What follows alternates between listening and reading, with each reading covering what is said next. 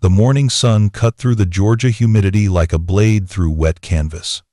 Fort Benning's main parade ground stretched empty, except for the groundskeepers dragging hoses across the asphalt, preparing for what the base commander had called the largest joint training demonstration in the post's history. 347 soldiers from 3 different units would converge here in 2 hours. The air already tasted like anticipation and diesel fuel. Before we jump back in, tell us where you're tuning in from. And if this story touches you, make sure you're subscribed because tomorrow I've saved something extra special for you. She walked alone across the staging area, boots silent on wet concrete. Staff Sergeant Maya Chen moved like someone who had learned that attention was a luxury she couldn't afford. Early 30s, compact frame, the kind of measured stride that suggested efficiency over speed. Her uniform was regulation perfect, not the crisp perfection of someone trying to impress, but the lived-in precision of someone who had stopped thinking about it years ago. The temporary ID badge clipped to her chest pocket read, S. Chen, Logistics Coordination, Temp Assignment. Nothing that would make anyone look twice. Nothing that suggested the small scar threading from her left temple into her hairline had been earned in a place where maps didn't have names. She carried a clipboard and wore the expression of someone whose job was to count things and make sure they ended up where they belonged, which, today, was exactly true, just not in the way anyone assumed. Before we begin, make sure to subscribe to Military and Veteran Stories so you never miss these true tales of courage. And tell us in the comments, where are you watching from today? Maya had been at Benning for exactly 6 days, long enough to learn that the PX closed early on Thursdays, that the mess hall coffee could strip paint, and that nobody questioned a logistics coordinator who kept her head down and her paperwork straight. She'd signed in at the temporary personnel office with the kind of unremarkable efficiency that made clerks forget her face before she cleared the doorway. Her orders were simple enough on paper. Joint training support, equipment coordination, duration, 14 days. The kind of assignment that suggested someone higher up needed bodies to manage the administrative chaos that followed whenever multiple units tried to work together without killing each other. What the orders didn't mention was that Maya Chen had spent the last 8 years in places where logistics meant the difference between a successful extraction and a body bag, where coordination meant talking calm voices through chaos while mortar rounds walked closer, where her call sign Ghost 7 had been spoken in the same breath as words like impossible and how the hell did she make that work. But that was behind her now. At least, it was supposed to be. She paused at the edge of the parade ground, squinting against the glare. Temporary bleachers lined the western side. Equipment staging areas marked with yellow tape created a rough grid across the southern approach. In the center, a raised platform where the brass would sit and evaluate training scenarios designed to look impressive rather than realistic. Maya's job, her visible job, was to make sure the right gear ended up in the right hands at the right time. Radios for the communication exercise. Blank ammunition for the urban warfare demonstration. Medical training aids for the casualty evacuation drill. Simple stuff. Really. If you'd ever had to coordinate an actual operation where real bullets turned logistics failures into funerals. She checked her watch, 0630, 2 hours until the show began. Plenty of time to walk the equipment layout, verify the manifest, and disappear into the background where logistics coordinators belonged. But first, coffee. Even temporary assignments had standards. The base exchange buzzed with the pre-dawn energy of soldiers who'd learned to function on caffeine and stubborn will. Maya joined the line behind a group of rangers, their tan berets marking them as part of the demonstration unit. They spoke in the shorthand of men who'd trained together long enough to communicate in glances and half-finished sentences. "Gonna be a dog and pony show," one muttered, stirring sugar into his cup. "Brass loves this stuff. Make us look pretty for the cameras. Long as nobody screws up the timing," another replied. "Last thing I need is some logistics fool handing me blanks when I'm supposed to have live rounds for the vehicle exercise." Maya kept her expression neutral. In her experience, the soldiers who complained loudest about logistics were usually the ones who understood it least. They saw the paperwork and missed the life-or-death precision hidden behind every checkbox. She ordered her coffee black, paid without conversation, and turned toward the exit. That's when she noticed him. Master Sergeant Tony Briggs stood near the bulletin board, surrounded by a loose circle of NCOs who laughed too loud at everything he said. 6'2", built like someone who'd never met a weight he couldn't lift, voice that carried the kind of authority that came from 15 years of telling people what to do and watching them do it. Maya had read his file during her initial briefing. Airborne qualified. Ranger tabbed. 3 deployments. A Bronze Star for leadership under fire.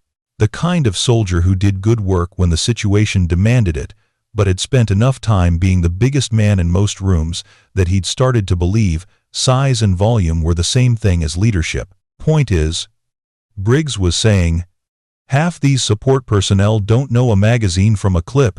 They show up, push papers around, collect their per diem, and go home. Meanwhile, real soldiers do the heavy lifting. A chorus of agreement rippled through his audience.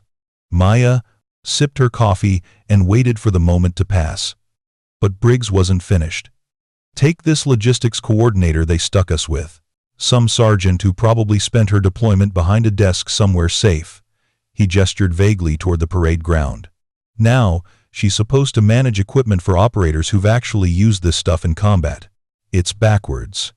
Maya felt the familiar tightness between her shoulder blades, the body's way of recognizing when someone was talking about you without knowing they were talking about you.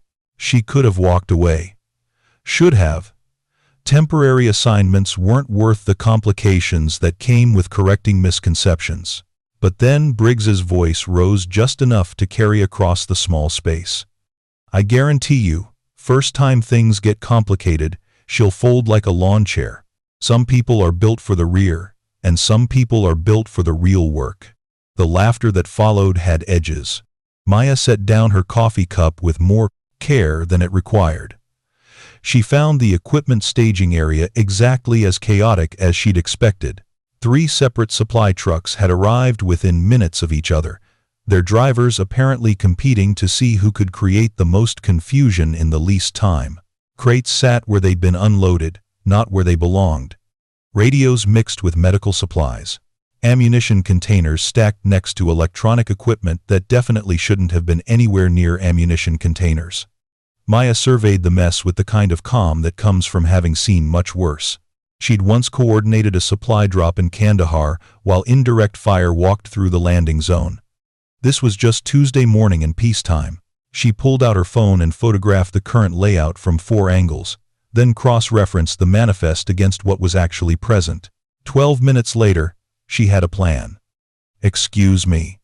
A young specialist approached, clipboard in hand, confusion written across his face like a map. Ma'am, I'm supposed to distribute radio equipment for the communication exercise, but I can't find half the items on this list. Maya glanced at his manifest, then pointed toward a stack of green cases that had been nearly invisible behind a row of medical supplies. AN, PRC, 152 seconds. Squad-level tactical radios. Quantity 16. They're in the olive drab containers, not the black ones. The black ones are PRC 148 seconds for the vehicle exercise. The specialist blinked. How did you, I mean, yes ma'am, thank you. He retrieved the radios and hurried away. Maya returned to her reorganization, moving with the kind of economy that suggested every motion had been thought through before it was made. 20 minutes later, a staff sergeant from the medical unit appeared with the same lost expression. Sergeant, I need training mannequins for the casualty drill, but all I see are electronics and, 3rd row, blue containers, Maya said without looking up from her manifest. Simman basic trauma trainers. Quantity 8. The realistic ones, with the blood simulation capability. They'll need 40 minutes to charge the internal batteries before use. The staff sergeant stared. You've memorized the equipment list? I've read it. Maya replied. Which was true, but not the whole truth. She'd read it the same way she used to read mission briefs, with the kind of attention that turned information into muscle memory. Because in her experience, the difference between knowing where something was and knowing where it was supposed to be could mean the difference between success and failure. Word of her efficiency began to spread in that peculiar way that good news travels on military bases. Quietly, between people who needed to know. A sergeant from the communications unit mentioned to his counterpart in logistics that the new coordinator actually knew what she was doing. An equipment specialist told his team leader that someone had finally organized the staging area in a way that made sense.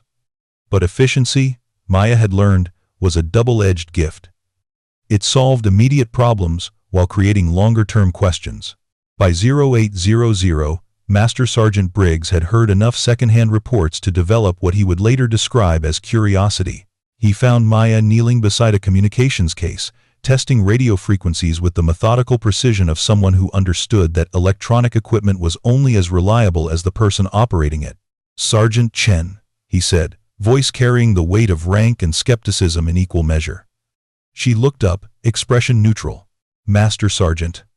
Heard you've been playing with our equipment." "Coordinating it, Master Sergeant." As instructed.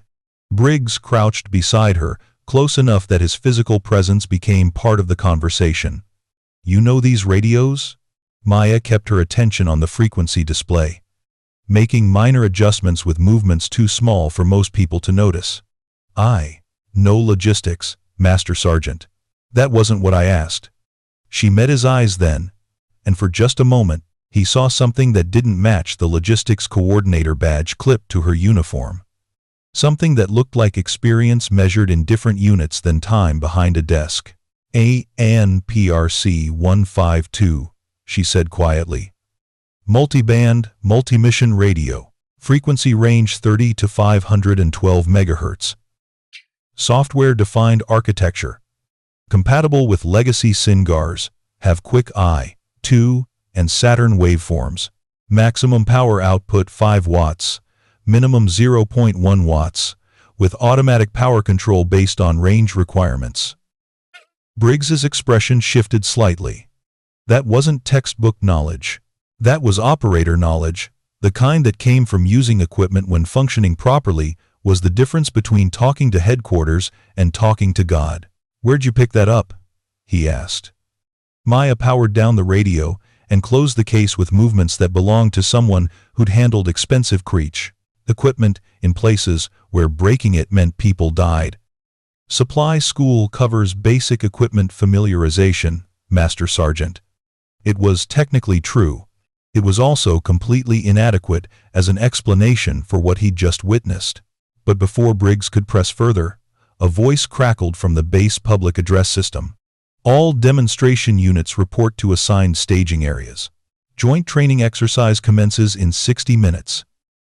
Maya stood, clipboard in hand, and gave Briggs a professional nod.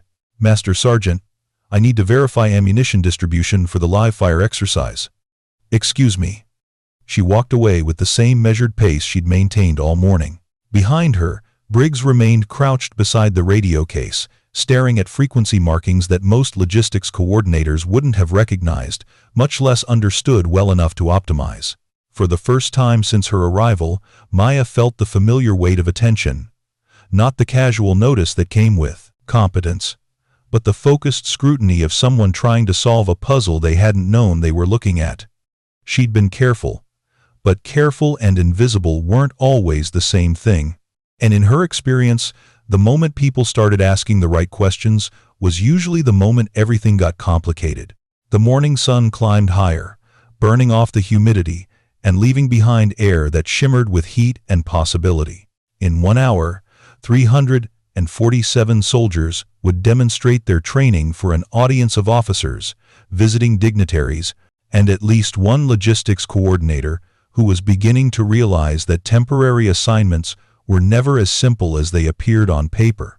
Maya checked her manifest one final time, verified that every piece of equipment was where it needed to be, and allowed herself a moment to appreciate the irony. She'd spent years ensuring that soldiers had what they needed to survive. Now she was about to discover whether she'd given them enough to understand what survival sometimes looked like when it wore the wrong uniform. The demonstration began with the kind of military precision that looked effortless from a distance and revealed its complexity only when viewed up close. 347 soldiers moved through their assigned positions like pieces on a chessboard, each knowing their role in a larger pattern designed to showcase American military capability to a reviewing stand filled with generals, foreign military attachés, and defense contractors with bottomless checkbooks. Maya watched from the equipment control station, a temporary shelter that gave her clear sight lines to all 4 demonstration areas while keeping her invisible to the audience. Her job was simple: monitor radio communications, track equipment status, and ensure that if something broke, it got replaced before anyone important noticed. For the first 45 minutes, everything ran like clockwork. The airborne demonstration unfolded flawlessly, Rangers fast roping from helicopters with movements that looked choreographed but felt authentic. The urban warfare scenario played out in the mock village with the kind of controlled aggression that impressed civilians without requiring actual risk. Even the joint communications exercise, normally a disaster waiting to happen, proceeded without the usual cascade of technical failures that made radio operators question their life choices. Maya monitored it all through her headset, listening to the professional chatter of soldiers who knew their business. Calm voices coordinating complex movements. Status reports delivered in the clipped efficiency that came from years of practice. The background hum of competence operating at full capacity. Then, at 1047 hours, everything changed. "Control, this is Medevac 6, the voice crackled through her headset. Urgent but controlled. We have a real-world medical emergency in the demonstration area. I repeat, real-world emergency. Adult male, apparent cardiac event, unconscious, not breathing." Maya's blood went cold. She knew that voice, Captain Rodriguez, the flight medic who'd been positioned for the casualty evacuation demonstration. This wasn't part of the script. The radio exploded with traffic as the reality hit the command net. "All demonstration units, suspend current exercise. We have a real-world medical emergency in progress." Through her binoculars, Maya could see the crowd in the reviewing stand leaning forward, trying to understand why the neat choreography had suddenly dissolved into something that looked like actual crisis management. A cluster of soldiers had formed around someone on the ground near the urban warfare area, close enough to the VIP seating that everyone with a clear view could see this wasn't planned. "Control. Medevac 6, I need advanced life support on scene immediately. Patient is code blue. Repeat, code blue." Maya's training kicked in before her conscious mind caught up. She'd heard that tone before, the controlled desperation of medical professionals who were watching someone die and needed help they didn't have. In her earpiece, she could hear the base commander's voice cutting through the radio chatter. "Where's our medical response team?" The answer came back in fragments that painted a picture of Murphy's Law in action. The primary medical team was positioned for the demonstration in Area Charlie, 300 meters away. The backup ambulance was stuck behind a convoy of departing equipment trucks. The base hospital had been notified, but their response time was estimated at 12 minutes. 12 minutes was forever when someone's heart had stopped. Maya stood in her equipment shelter, watching through binoculars, as medics worked over a figure on the ground, while 347 soldiers and a reviewing stand full of dignitaries tried to process the fact that reality had just crashed their carefully orchestrated show. That's when she saw him. Master. Sergeant Briggs stood at the edge of the medical emergency, his bulk casting a shadow over the soldiers trying to save a life. Even from a distance, Maya could see the frustration in his posture, the way he shifted his weight from foot to foot, hands clenched, energy with nowhere to go. And then his voice cut across the demonstration frequency, loud enough to be heard by every radio in the area.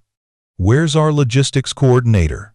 Isn't this exactly the kind of thing she's supposed to be coordinating?" The words hit Maya like a physical blow.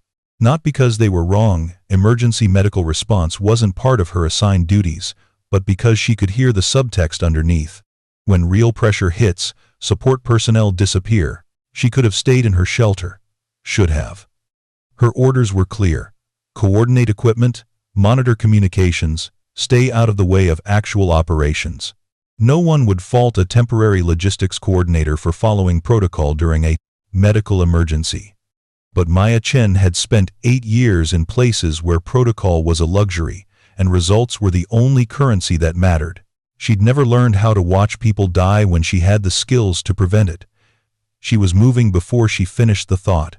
Maya reached the emergency area in less than 90 seconds, moving with purpose that parted confused soldiers like water. The scene that greeted her was organized chaos. Captain Rodriguez performing chest compressions on a middle-aged man in civilian clothes. One of the defense contractors, his ID badge still clipped to a suit jacket that was now cut open to expose his chest. "How long has he been down?" Maya asked, kneeling beside Rodriguez without introducing herself. 3 minutes, maybe 4. No pulse, no respirations. We've got airway management, but I need defibrillator. Maya's hands were already moving, checking pulse points with the automatic precision of someone who'd done this before. Inbound, with the medical team, but there's still emergency medical bag in the equipment staging area, Maya said, her voice cutting through the noise with quiet authority.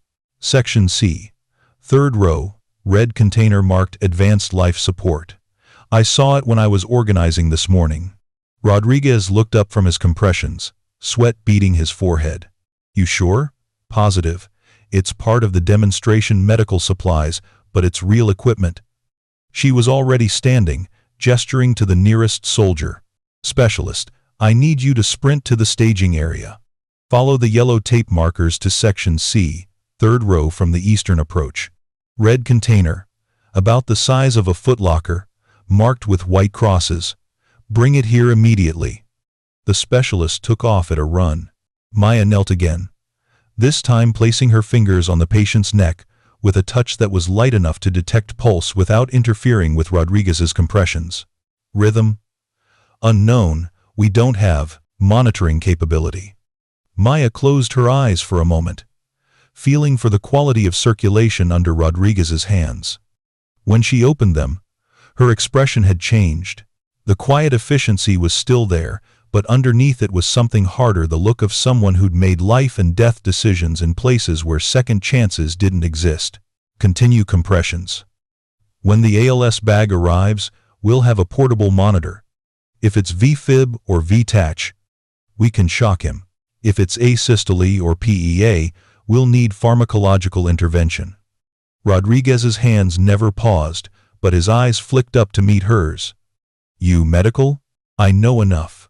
Which was true, in the same way that saying she knew logistics was true. Incomplete, but not technically false. The specialist returned with the medical bag in less than 4 minutes, fast enough to matter. Maya opened it with movements that belonged to someone who'd packed similar bags herself, hands finding equipment by muscle memory rather than sight. Cardiac monitor, she said, pulling out cables and electrode pads. I'll set up monitoring while you maintain compressions. You've done this before, Rodriguez said. It wasn't a question. Once or twice. Maya's hands moved with surgical precision, attaching electrode leads to positions that would give them the clearest reading of cardiac activity. The portable monitor flickered to life, its screen showing the flat line that every medic dreaded. Asystole. No electrical activity. No rhythm to shock back into coordination. Flatline, she announced. We need epinephrine and atropine. Should be in the drug kit. Rodriguez never stopped compressions, but his voice carried new tension. You qualified to push drugs? Maya met his eyes over the patient's body. For a moment, the careful fiction of her logistics coordinator role pressed against the reality of what the situation demanded. She could maintain her cover and hope someone more qualified arrived in time. Or she could do what she'd done in a dozen other places when lives hung in the balance. Whatever worked. Do you want to save this man's life, Captain? Yes. Then I'm qualified. She drew up medications with the steady hands of someone who'd done this in the back of moving vehicles while taking incoming fire. The dose calculations were automatic muscle memory, earned in places where getting it wrong meant carrying a flag-draped coffin off a transport plane.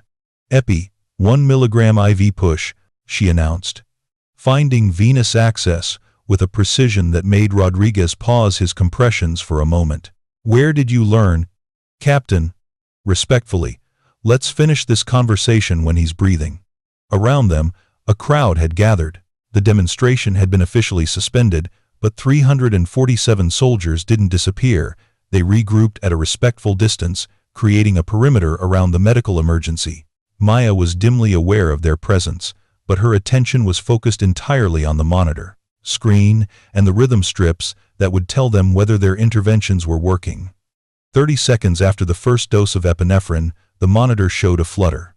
Not much, a small deviation from the flat line that most people would miss, but Maya had learned to read hope in small changes. There, she said quietly. Check pulse.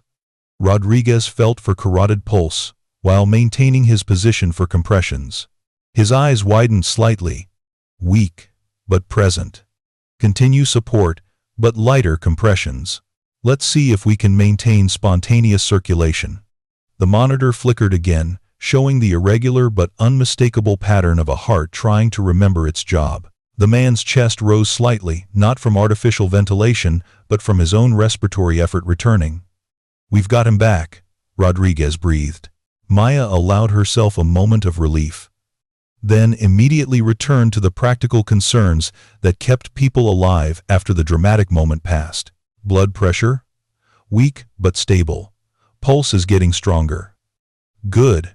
We need transport to definitive care. His rhythm is unstable, could convert back to arrest without warning. She looked up for the first time since kneeling beside the patient and realized that she'd acquired an audience. Not just the cluster of soldiers who'd been nearby during the emergency, but what looked like half the demonstration force. They stood in a loose circle, close enough to see what was happening but far enough back to give the medical team room to work. And there, at the edge of her peripheral vision, stood Master Sergeant Briggs. His expression was unreadable, but his posture had changed. The casual authority was still there, but it was now mixed with something else. Curiosity that was beginning to look like recognition. Medical team inbound. Someone called from the perimeter. 2 minutes out. Maya began organizing the equipment they'd used, preparing to transfer care to the professionals who, would transport the patient to definitive treatment. Her movements were economical, efficient, the kind of cleanup that happened automatically when you'd done something enough times to do it right.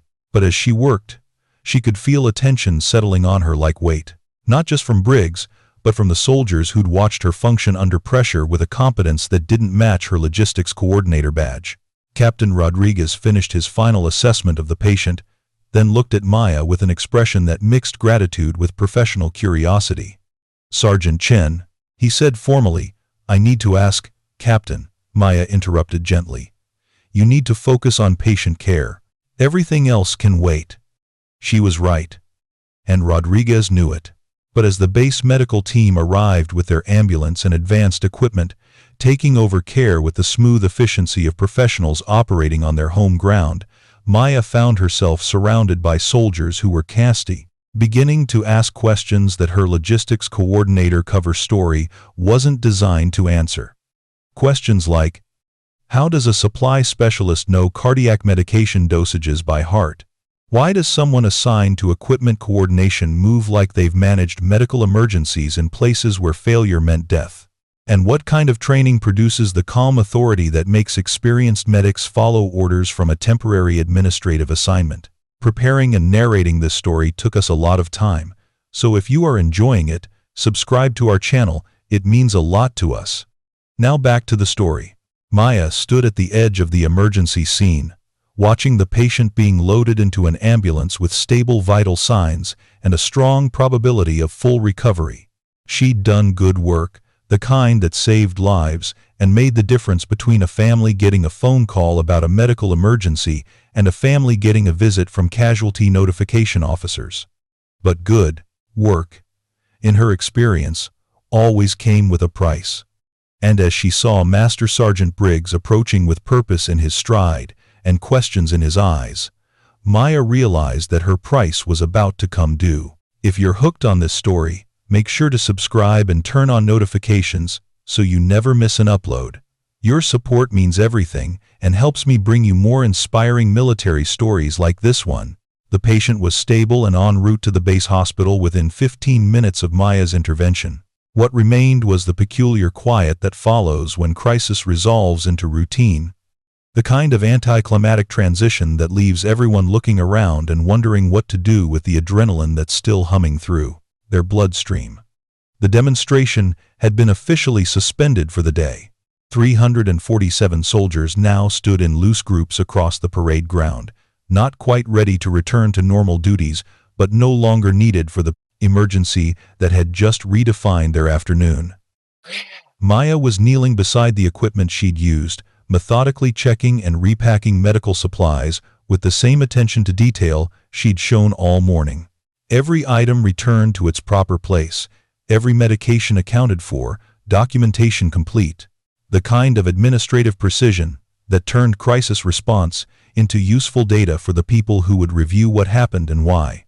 She didn't notice Master Sergeant Briggs approaching until his shadow fell across her work area. Sergeant Chen. Maya looked up, hands still busy with equipment organization. Master Sergeant. Impressive work out there. Captain Rodriguez did the work, Master Sergeant. I just helped with equipment coordination. Briggs crouched beside her, close enough that the conversation became private, despite the crowd of soldiers still lingering nearby. His expression was thoughtful in a way that suggested he was working through a problem that didn't have obvious solutions. That's what you're calling it, equipment coordination? Maya continued packing supplies, each movement deliberate. That's what my orders say, Master Sergeant. Your orders don't say anything about advanced cardiac life support. Your orders don't mention drug calculations or emergency medical procedures. His voice was quiet but persistent. Where did you learn to push medications under pressure like that?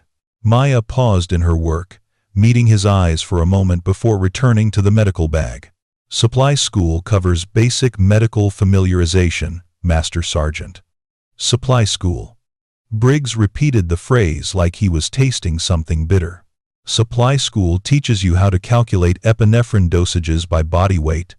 Supply school trains you to read cardiac rhythms. Medical logistics requires understanding medical equipment, Master Sergeant. It was the same deflection strategy she'd used with the radio equipment earlier, technically true, completely inadequate as an explanation. But Briggs had spent 15 years learning to read soldiers, and Maya's careful answers were starting to form a pattern that didn't fit her logistics coordinator cover story. Show me your hands, he said suddenly. Maya looked up, surprised. Master Sergeant? Your hands. Show me. She set down the medical supplies and extended her hands, palms up. Briggs studied them with the attention of someone examining evidence. What he saw confirmed what he'd begun to suspect. These weren't the hands of someone who'd spent her career managing paperwork in climate-controlled offices. Small scars along the knuckles, calluses in places that suggested familiarity with equipment heavier than clipboards. A thin white line across the base of her left thumb that looked like the kind of mark left by steel cable under tension. And on the inside of her right wrist, barely visible unless you knew to look for it, a small tattoo that most people would dismiss as decorative, a simple black triangle with a number beneath it. What's the triangle mean, Sergeant? Maya's expression didn't change, but something in her posture shifted almost imperceptibly. Personal significance, Master Sergeant. And the number? Same answer. Briggs stared at the tattoo for a long moment. He'd seen similar markings before, in places where soldiers wore their achievements in ink because the operations they'd completed didn't appear in official records. Small, simple symbols that carried meaning only to people who'd earned the right to understand them. You're not logistics, are you? Maya began packing the medical equipment again, her movements unchanged but somehow more focused. My current assignment is logistics coordination, Master Sergeant. That's not what I asked. It's the answer I can give. The honesty of it caught Briggs off guard.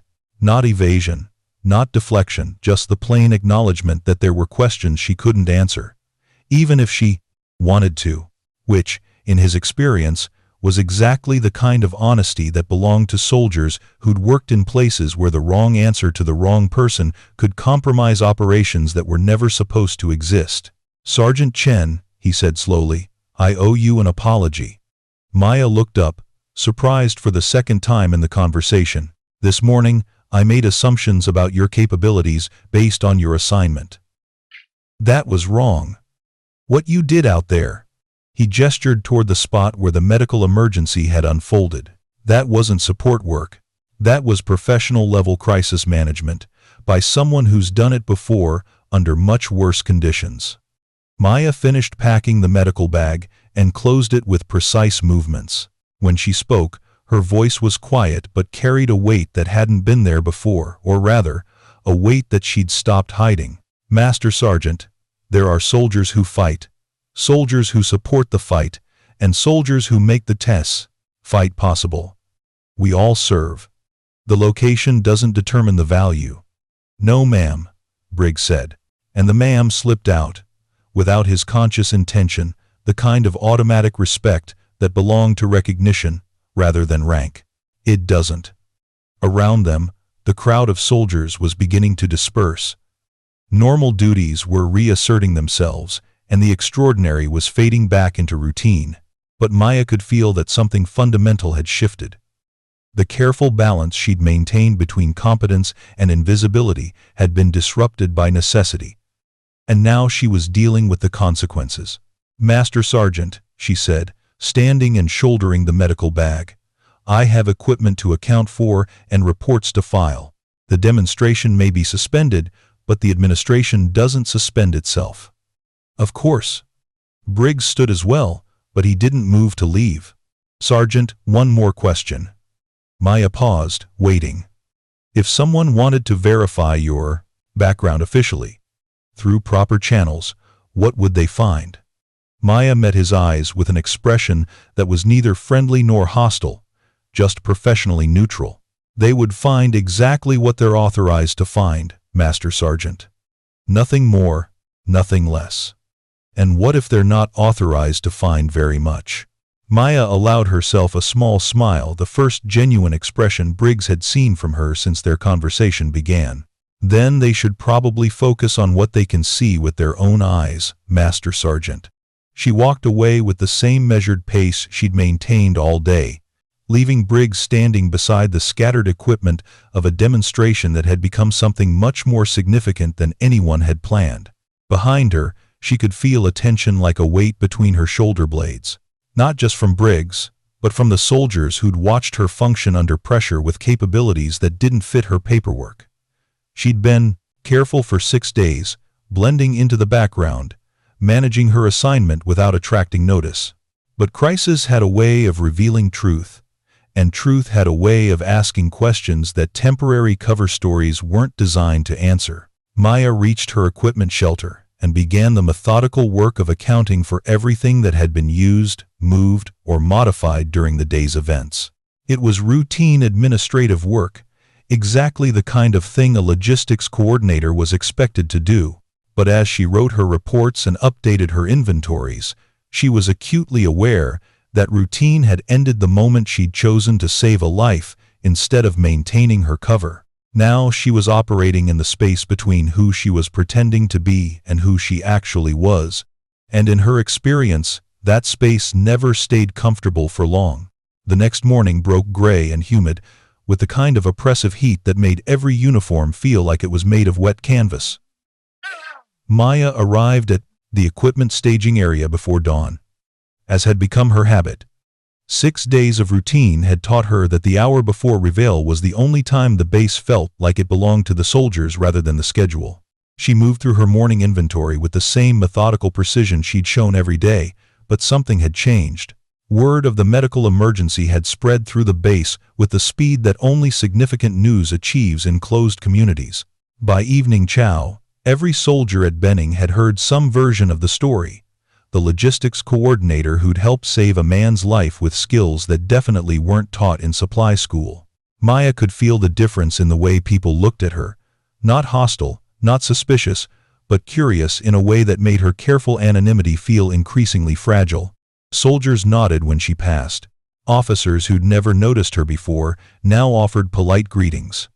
The kind of attention that came with respect, but also the kind that asked questions she wasn't supposed to answer. She was checking radio batteries when the first group arrived. "Ma'am?" Maya looked up to find 3 soldiers standing at the edge of her work area, a specialist, a corporal, and a sergeant she recognized from the communications unit. They stood at a respectful distance, not quite at attention but not quite casual either. "What can I do for you?" The specialist, young enough that his uniform still looked new, stepped forward slightly. "Ma'am, we wanted to thank you for yesterday. What you did for that man." Maya set down the radio she'd been testing. "Captain Rodriguez did the medical work. I just helped with equipment."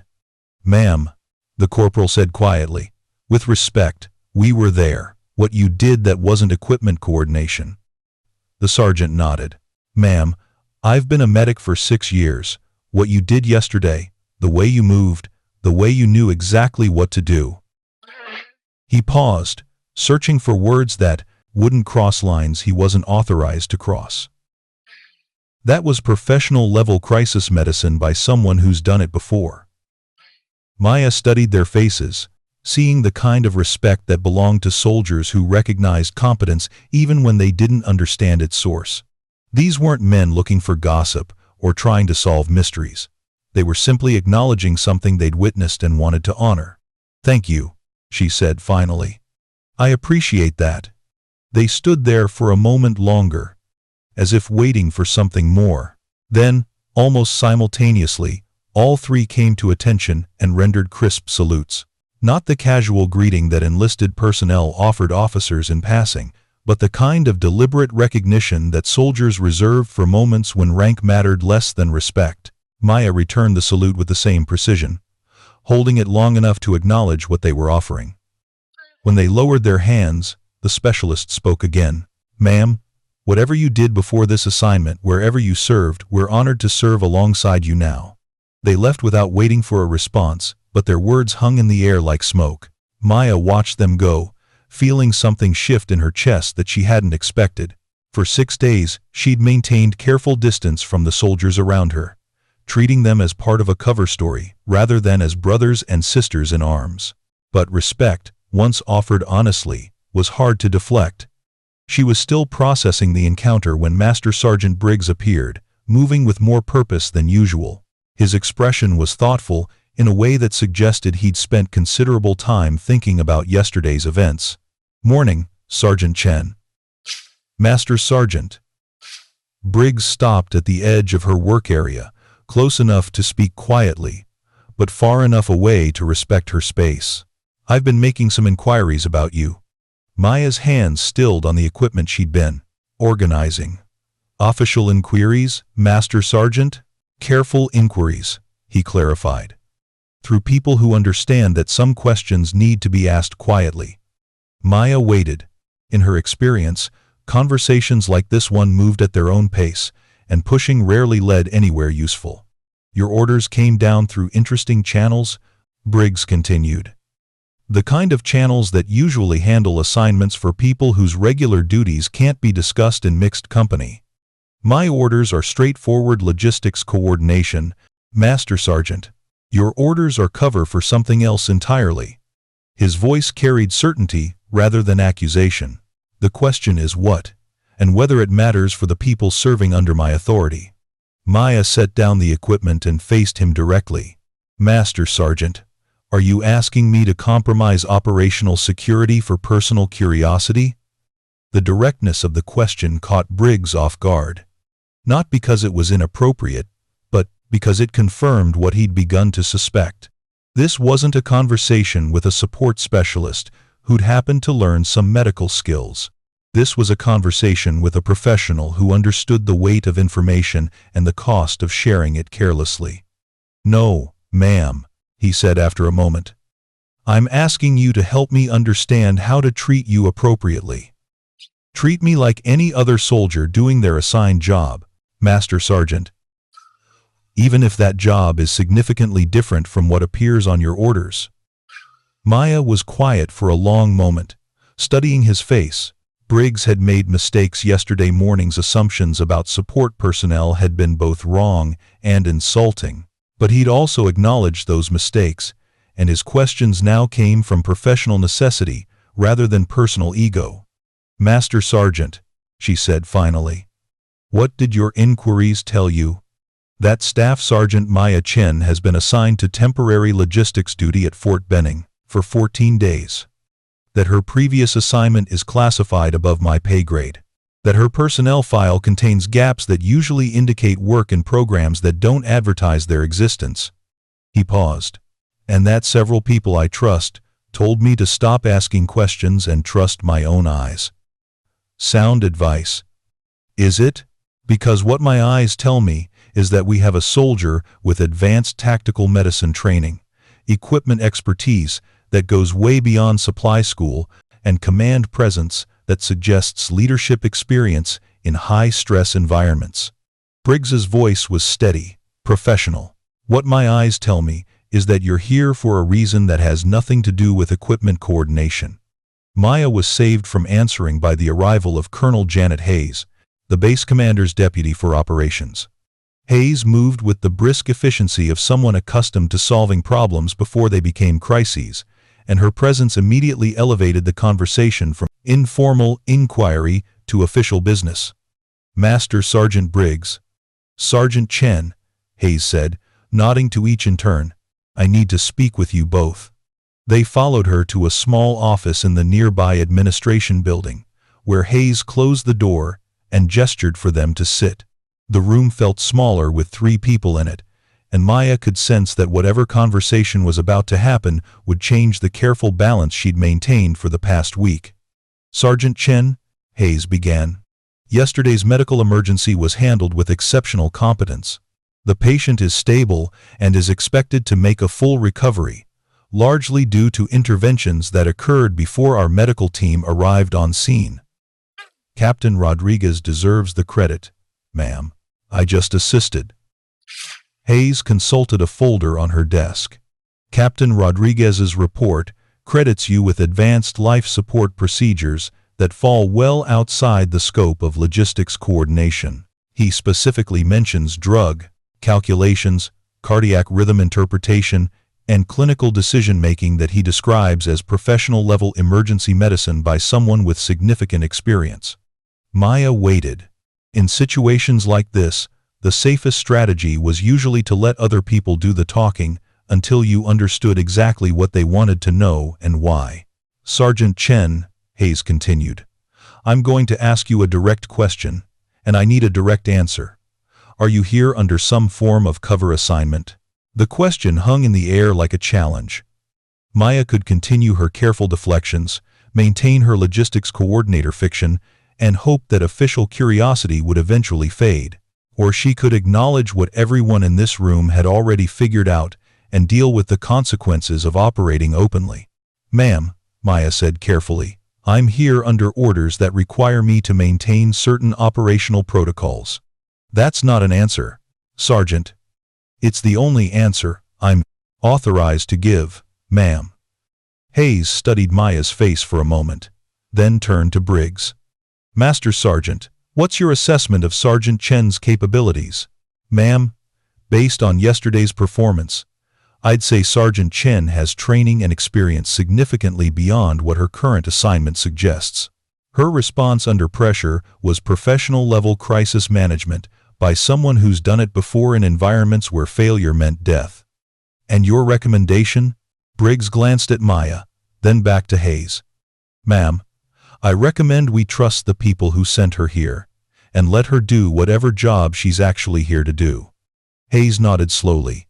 "Understood." She turned back to Maya. "Sergeant Chen, I'm not going to press for information you're not authorized to share. But I need you to understand that yesterday changed things. You saved a man's life in front of 347 soldiers and a reviewing stand full of senior officers. People are going to ask questions." "I understand, ma'am." "Do you? Because what I'm seeing is someone who's been trying very hard to remain invisible, suddenly finding herself at the center of attention. And in my experience, attention has a way of revealing things that were meant to stay hidden. Maya felt the weight of truth in those words. She'd spent 6 days carefully managing her cover, blending into the background, avoiding exactly the kind of scrutiny that was now inevitable. Yesterday's medical emergency had forced her to choose between maintaining her anonymity and saving a life, and she'd made the only choice her training and conscience would allow. But choices had consequences, and Maya was beginning to understand that her consequences were about to arrive whether she was ready for them or not. The confrontation came at 1,400 hours on a Tuesday that felt like it was designed for conflict. The Georgia sun had turned the parade ground into a furnace, and 347 soldiers were 3 hours into what was supposed to be a routine equipment inspection when everything went sideways. Master Sergeant Briggs had spent 2 days thinking about Maya Chen and the questions her presence raised. 2 days of watching her move through her duties with professional competence that didn't match her paperwork. 2 days of receiving carefully worded advice from his superiors to focus on his own responsibilities whenever he'd asked about her background. But Briggs had built his career on the belief that leaders needed to understand the capabilities and limitations of everyone under their authority. And Maya Chen represented a gap in his understanding that was beginning to feel like a professional failure. The inspection was routine annual accountability for equipment assigned to the training demonstration units. Soldiers stood in formation beside tables, loaded with gear, radios, medical supplies, weapons, accessories, night vision devices, everything tagged, counted, and verified against master inventory lists that had been updated so many times they looked like archaeological layers. Maya moved through the inspection areas with her usual methodical precision, checking items against manifests, noting discrepancies, coordinating with unit supply specialists. Exactly the kind of work a logistics coordinator was supposed to do, performed with exactly the kind of competence that made everything run smoothly. Which is why Briggs was unprepared for what happened when Private First Class Jenkins started to panic. Jenkins was 19 years old, 3 months out of basic training, assigned to a communications unit that had lost expensive night vision equipment sometime in the past week. Nobody knew when it had gone missing. Nobody knew how. All they knew was that $47,000 worth of AN, PVS 14 seconds were supposed to be present for inspection and weren't. Maya was inventorying medical supplies 2 tables away when Jenkins' voice rose above the general murmur of soldiers conducting business. "Sergeant, I can't find the Ceterants, night vision devices. They're supposed to be here, but they're not, and Sergeant Morrison is going to kill me, and I don't know what to do." The private's voice cracked on the last word, loud enough to carry across the inspection area and attract attention from soldiers who'd been focused on their own accountability. Maya looked up from her clipboard, took in Jenkins's white face and shaking hands, and made a decision that would later prove to be exactly the wrong one for maintaining her cover. She walked over to Jenkins's table, moving with the calm authority that had become second nature after 8 years of talking people through crises. "Private, take a breath. What's missing?" "Night vision devices, ma'am. 4 AN, PVS 14 seconds. They were supposed to be in the arms room, but when I went to sign them out for inspection, they weren't there. Sergeant Morrison is going to think I lost them.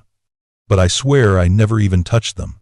Maya scanned the inventory sheet, then looked at the empty spaces on Jenkins's table where the equipment should have been displayed. "When did you last see them?" "Last week, maybe. During the communications exercise. But they were turned in properly. I know they were." "Who signed for them?" Jenkins fumbled through his paperwork, hands shaking enough that papers scattered. Maya reached out and steadied the stack, her touch gentle but firm. "Easy, Private. One thing at a time." She helped him sort through the documents until they found the equipment transfer log. The signature was clear. Sergeant Morrison had personally signed for the return of all 4 devices after the exercise. But the arms room log showed them as missing. "This is an accountability issue, not a loss," Maya said quietly. The equipment was properly transferred, which means it's somewhere in the system. We just need to find where. But Sergeant Morrison said if anything was missing, it was my fault because I'm the junior man and private. Maya's voice carried the kind of authority that cut through panic and self-doubt. You are not responsible for equipment that was properly transferred according to documented procedures. Your paperwork is correct, which means someone else's isn't. That's when Master Sergeant Briggs arrived, moving with a purposeful stride that suggested he'd been monitoring the situation and didn't like what he was seeing. Sergeant Chen, he said, voice carrying across the inspection area. Is there a problem here? Maya looked up from Jenkins's paperwork. Administrative issue, Master Sergeant. Missing equipment with proper transfer documentation.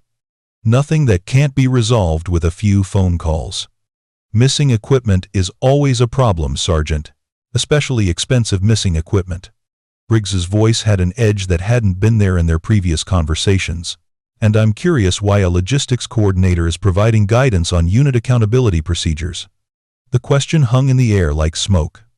Around them, soldiers at other tables had stopped their own work to watch what was becoming less like a routine inspection and more like a confrontation. Maya felt the familiar weight of attention, but this time it carried a different quality. Not respect or curiosity, but something sharper. The focused scrutiny of someone looking for mistakes. Master Sergeant, Private Jenkins had questions about documentation procedures. I was providing assistance. Were you? Or were you overstepping your authority by involving yourself in unit business that doesn't concern logistics coordination? The words hit Maya like a physical blow, not because they were wrong, but because they were designed to be heard by every soldier within 50 meters.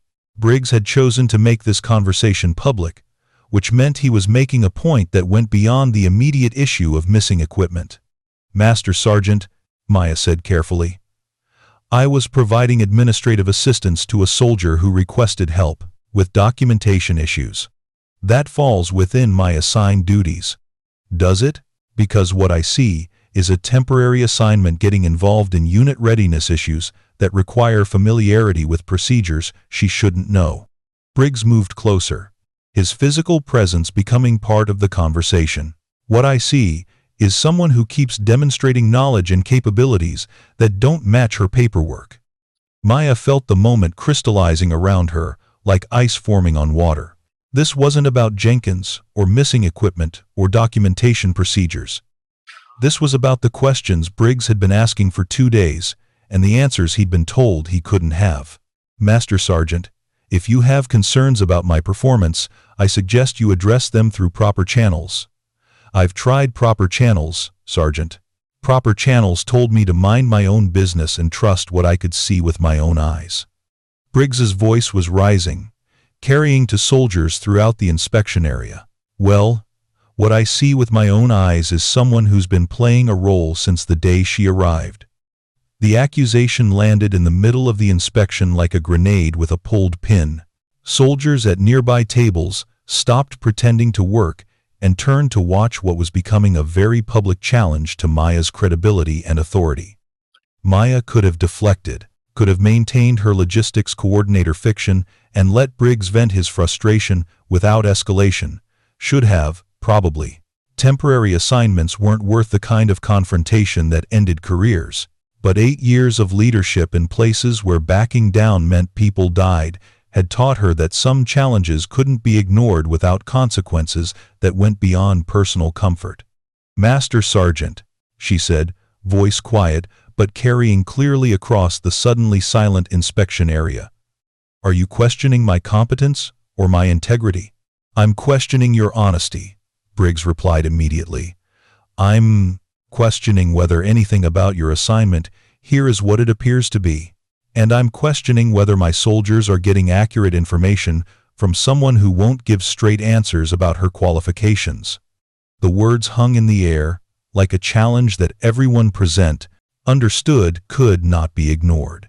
Maya felt the weight of 347 sets of eyes watching her response, waiting to see whether she would retreat into administrative protocol or meet Briggs's challenge directly. And that's when she made the decision that would end her careful anonymity forever.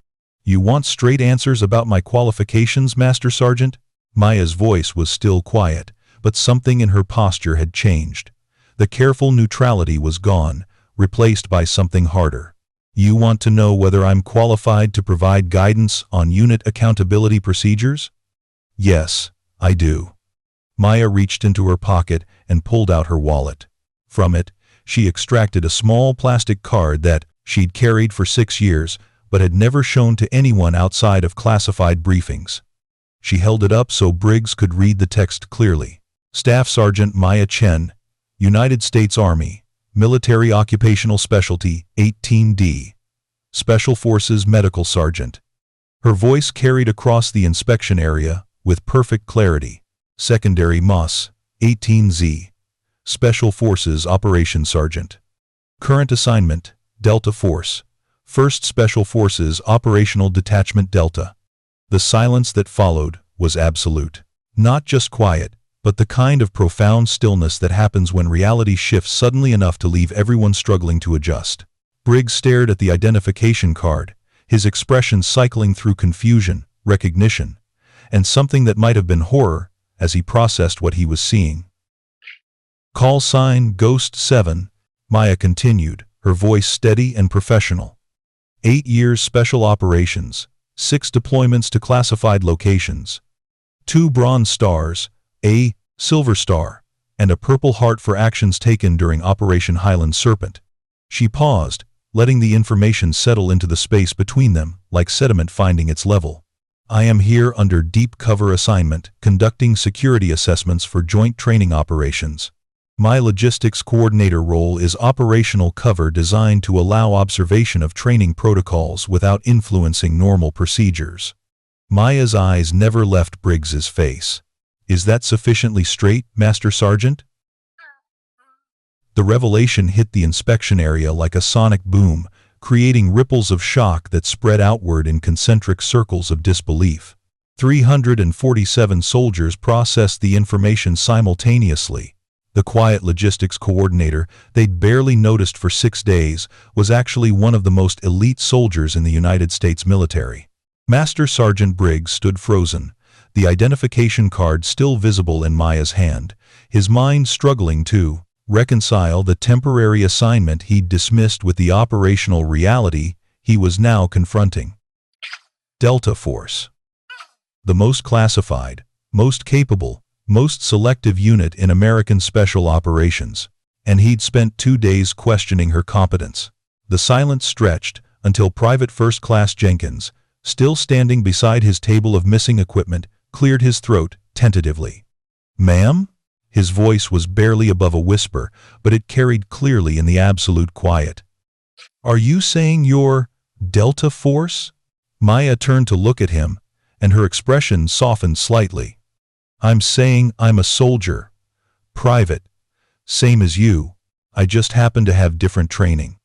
But the spell was broken, and questions began erupting from the formation like water through a broken dam. "Ghost 7? The Ghost 7 from Syria? Did you say Operation Highland Serpent? How long have you been here? Is this whole inspection some kind of test?" Maya held up a hand, and the questions died immediately. The gesture was small, casual, but it carried absolute authority, the kind that belonged to someone accustomed to being obeyed without question. "The inspection continues as scheduled," she announced, voice carrying clearly across the area. "Equipment accountability is still required. Documentation still needs to be completed. My presence here doesn't change your responsibilities." She turned back to Briggs, who was still staring at her identification with the expression of someone trying to solve a puzzle that had just revealed itself to be completely different from what he'd thought. "Master Sergeant," she said quietly, "we need to talk. Privately." Briggs nodded slowly, then found his voice. "Formation, continue with inspection procedures. Sergeant Morrison, take charge until I return."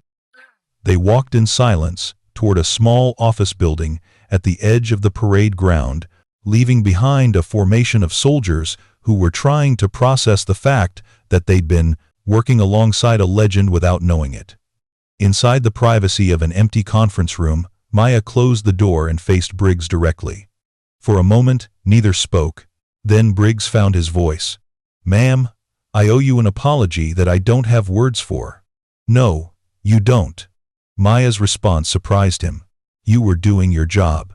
You saw inconsistencies in my cover story and investigated them. That's exactly what a good NCO should do. I questioned your competence in front of your soldiers. You questioned the competence of a logistics coordinator who was demonstrating capabilities outside her supposed training. That was reasonable suspicion based on observable evidence." Maya sat down across from him. What wasn't reasonable was making it personal and public. Briggs winced. "Ma'am, I was frustrated. I'd been told to stop asking questions. But I couldn't reconcile what I was seeing with what I was being told. I let that frustration drive my decision-making. And now? I understand that there are things happening here that are above my pay grade and beyond my need to know. And I understand that I compromised an ongoing operation because I couldn't accept that there might be things I wasn't supposed to understand." Maya studied his face for a moment, seeing genuine remorse mixed with professional embarrassment. "Master Sergeant, what do you think my mission is here? Assessment of training protocols and security procedures? Assessment of leadership responses to unusual situations," Maya corrected. "How do unit leaders react when they encounter capabilities they don't understand? How do they respond to soldiers who don't fit expected patterns? How do they handle information that challenges their assumptions?" The implication hit Briggs like a physical blow. I was being evaluated. Everyone was being evaluated. The medical emergency, the equipment coordination, the questions about my background, all of it was data collection on how this unit functions under stress and uncertainty.